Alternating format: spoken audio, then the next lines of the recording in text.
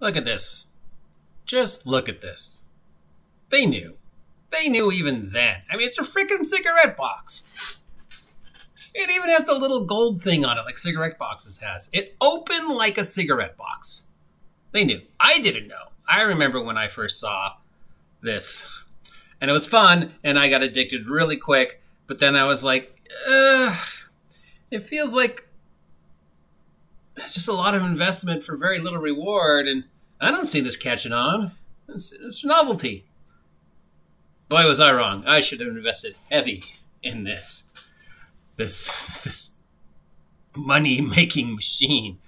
Hello and welcome. I'm your grumpy guy to all things gaming, the OGGM. It is 3 o'clock. It is the 29th day of June, 2021, and we're taking a break. We're talking about Dungeons & Dragons because we're talking about Magic, because there's a Magic the Gathering Dungeons & Dragons starter set coming out on July 18th, and so I thought we'd talk about that, which means, I guess, we are talking about Dungeons & Dragons. And what does this mean? What is this Magic the Gathering Dungeons & Dragons Labradoodle mean? Well, if you're a owner of a game store, it just means money. If you're a Magic the Gathering player, it just means new cards in a limited format that may or may not have collectability and resale value later on. From a strict Magic the Gathering point of view, it's because I've talked to Magic the Gathering players, the ones that aren't so standoffish, and it's like the gimmick sets are fun because it's just an interesting way to do stuff. But, you know, since most of the gimmick sets are limited format, and are either really silly or really overpowered and, you know, can only rotates out really quickly. Their idea for, you know, their general opinion of the gimmick set is like kind of like with the Walking Dead set, which I think was last year.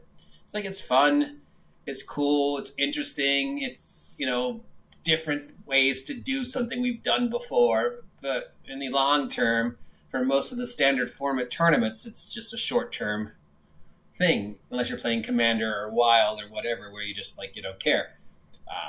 And if it has some recognition to something else that they appreciate, like Walking Dead, great. But at the end, they're looking at the mechanics. They're not looking at the gimmick.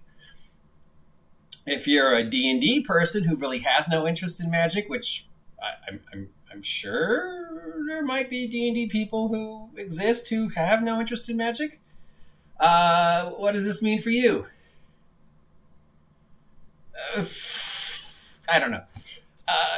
Like I said, bare minimum, the cards will make cool props. So even if you don't play Magic, there's going to be art cards, and there's going to be cards, you know, which have classic monsters and Magic items and settings and NPCs on them, and that's a cool way to, like I said, give somebody a token that represents the Magic item they found, or show them what the NPC looks like. And I guess they're easier to carry around than figures or a huge monster manual, or, you know, so if it saves space, it's, you know. But if you're not a Magic the Gathering person and you're just a strict D&D person, again, the uniqueness is going to wear off other than the prop value. And you're going to be like, do I want to spend money on this for artwork, or I just want to, you know, go through the trash after a tournament and pick up all the discarded commons and just use those, which is probably what I'll do. I'm not going to spend money on this. So again, and if you're a game store owner, this is either a really good cash cow or it's a disaster waiting to happen. It depends on how well Wizards releases this. Now, this is technically a core set, which means your game store should get a lot. But now they're also saying, as of today, that game stores can expect it to be released kind of the same way Time Spiral has been released, and some of the other gimmick sets have been released, which means you might get 2 boxes from Diamond, from Wizards, and that's it, because they under-expected the value and how much it's going to sell, so they underproduced. So that could be it. Those 2 boxes could be it. And then if a week from now, you know, some whale comes in and buys all the cards, and then another whale comes in a week later and it's like, I want to buy that card, and you're like, sorry, I'm sold out. I only got 2 boxes. You think they're going to get mad at Wizards of the Coast or Diamond? No, they're going to get mad at you, and they're going to be like, well, fine, I'll take my business elsewhere. It's like, it's not my fault. And, you can be mad at Wizards of the Coast, but it's supply and demand and padding the market. If they make limited amounts of cards available over a period of time, it cuts down on their expenditure because they don't have to print as much as often. It drives up the value of the cards, which means they're making, double their investment. And it develops that, I must have it mentality. So, yeah. Now, from a purely what can we expect to come out of this? Well, we were told we were going to get an adventure. I still haven't seen it. I did find the weird character record sheet that they posted and some of the postings for converting some of the Planeswalkers to D&D stats. I don't like the character sheet, but that's just my personal preference. You might love it. It was really hard on my eyes, but again, that's just me. It's not an insult. It just didn't work for me because the way my brain works. You might love it if you're a D&D player. Seeing the write-ups of iconic Planeswalkers from D&D and seeing, does that person work in D&D is always fun. Like, turning any iconic character to a role-playing character. Like, can I really stat out Darkseid in, this game? I'm sort of just stuffing a lot of stuff in a box. So that's always fun to see how hard they try. Where was I going with this? So, yeah, there's a couple different things that are floating around that are possibilities. And again, I have no actual knowledge. I'm just making guesses based upon what I'm seeing and what I feel, but I could be completely wrong. So I'm thinking this is how they're going to introduce/reintroduce plane jumping, planeswalking, planescaping. Planeswalking is a huge mechanic of Magic the Gathering. It goes all the way back to the original story with Mishra and Urzra and Tasha and all those other guys. So we might see a planeswalking mechanic for D&D. I mean, I don't see it on the character record sheet, but that just means maybe it will be presented in the book because we know there's an adventure, or maybe this is just going to sort of be the inevitable gateway to the Planescape adventure module that a lot of D&D fans have wanted for a really long time. Or not. It could not be. There could be they might not do planeswalking as a mechanic. I don't know if I would. I would say it's something, it kind of just a thing that happens. It's like, what was his name? Guy from Pathfinder who was just a dude who became a god and doesn't remember how he became a god. It's like, I don't know. It's just the mechanics change, but it's not like I have a thing. I don't know if I would make it a thing other than saying, yes, you're a planeswalker. And what does that mean? For day-to-day, nothing. It just means you sort of have access to this special nebulous thing that you can use Deus Ex Machina.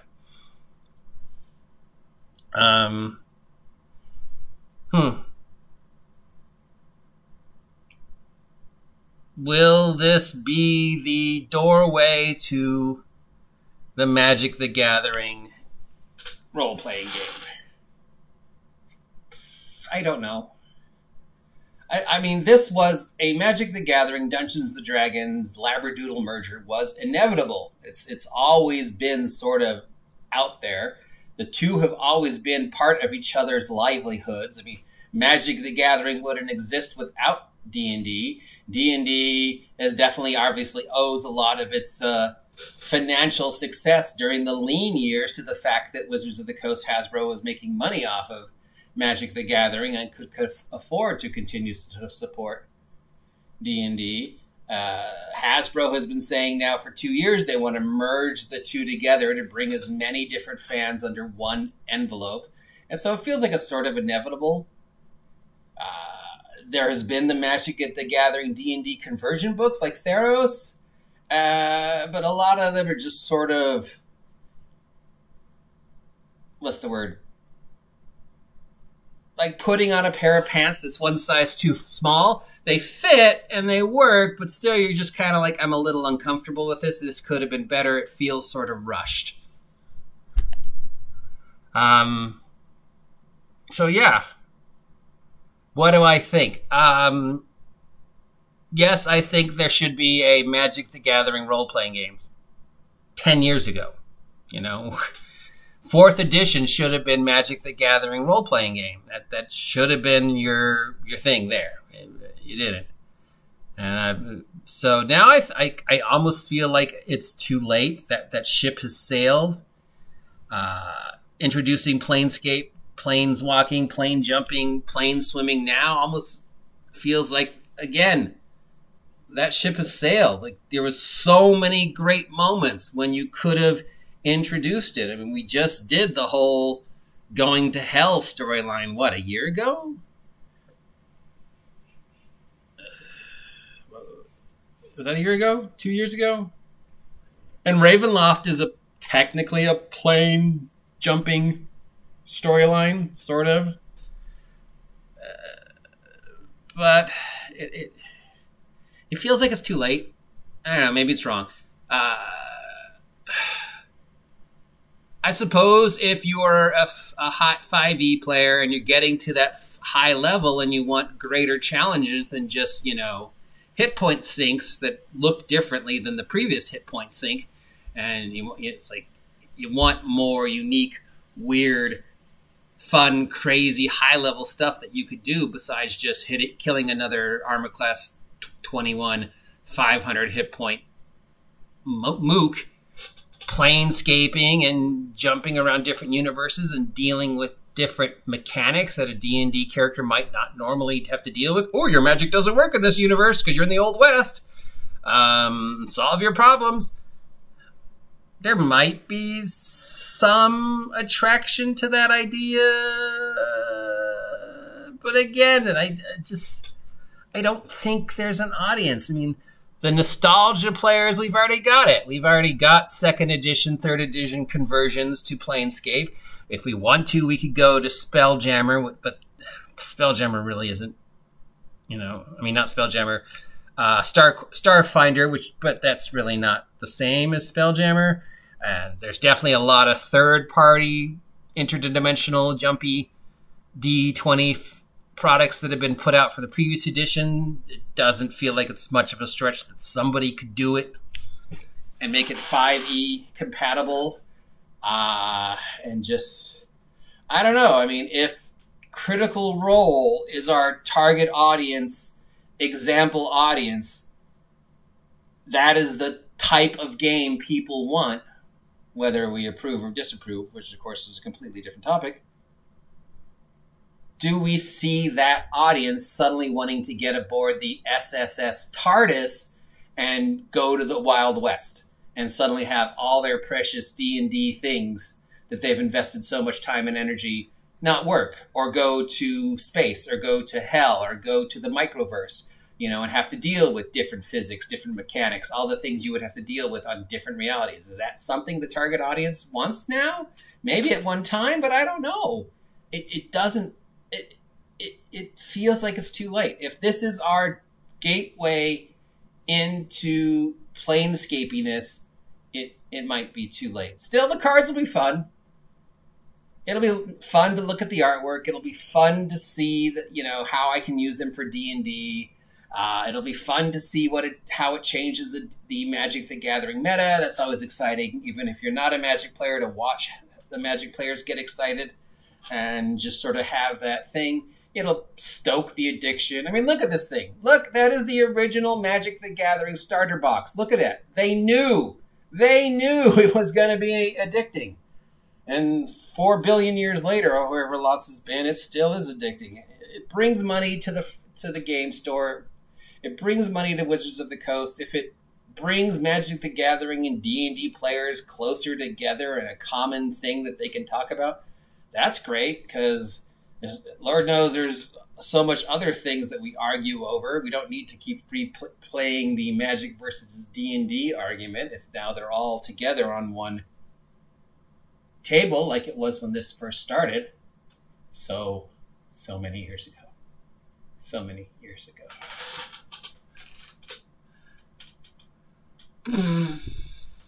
So those are my expectations, which is, I don't know. There's a lot of I don't know. There's a lot of guessing. There's a lot of I think this is what might happen.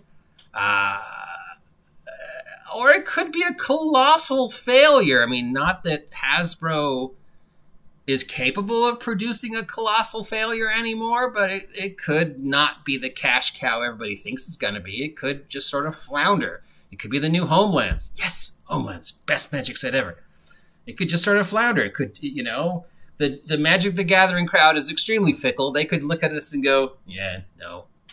The D&D crowd is extremely fickle. They could look at it and just go, yeah, no, I don't see it working. The character sheets, the supposed adventure, that could be a flop. I don't know. I haven't found it yet, so I have no basis for comparison. The idea of bringing planescapey, walkie, jumpy, swimming back into D&D, it could be too late. This could be a colossal failure. Well, as much as a failure as Wizards of the Coast is capable of having. I mean, they're gonna make money. May not make the money that they thought they're gonna make. I don't know. It could just be nothing. It could just be another thing, and 2 weeks from now, we've already forgotten about it. I don't know. It'll be interesting. It'll be interesting to see how the evolution of the Magic the Gathering, Dungeons and Dragons, Labradoodle, genetic crossover hybrid thingy eventually evolves, what it means. I kind of think it's too late for a Magic the Gathering role-playing game, but maybe I'm wrong. Maybe that audience is finally ready. Don't know. The cards will be fun. Everything else after that is just sheer speculation. You let me know what you think. I'll talk to you later, Steve.